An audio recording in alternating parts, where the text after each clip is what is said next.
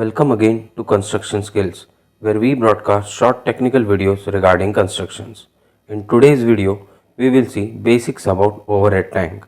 Overhead tanks are located at the top of the building, usually above staircase well.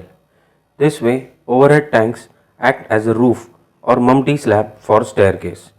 Water is pumped into overhead tanks from underground water tanks, and they transfer this water to household or units below by the action of gravity. Overhead tanks are used for three basic purposes, namely domestic water tank, fire water tank and borewell water tank. Domestic and fire water tanks are usually constructed with a partition in between, while borewell tank is built separately.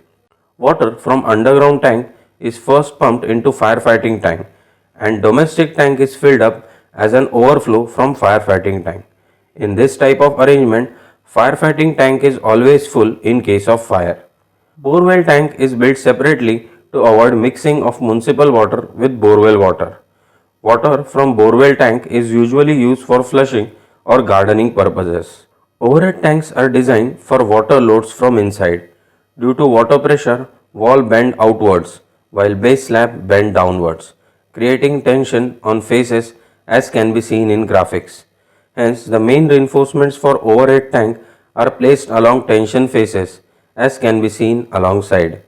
All tanks, meaning both underground tanks and overhead tanks, are generally provided with haunch at the junction of base slab and wall. This is done as the water inside creates a pressure on both horizontal, that is base slab, and vertical surface, that is walls. The resultant force is 1.4 times that of both horizontal and vertical forces. By providing haunch, we provide greater depth of concrete to resist this higher force.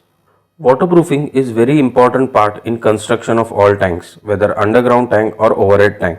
It is very important to choose right material and apply it in a correct methodology for all base slabs.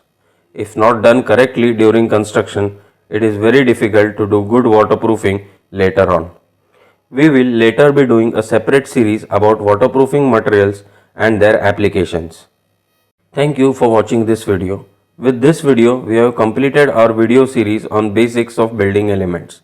If you have any suggestion for any of the videos part of this series, you can suggest us in the comment box.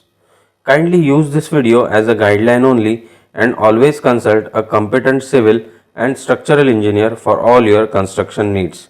Thank you once again for watching.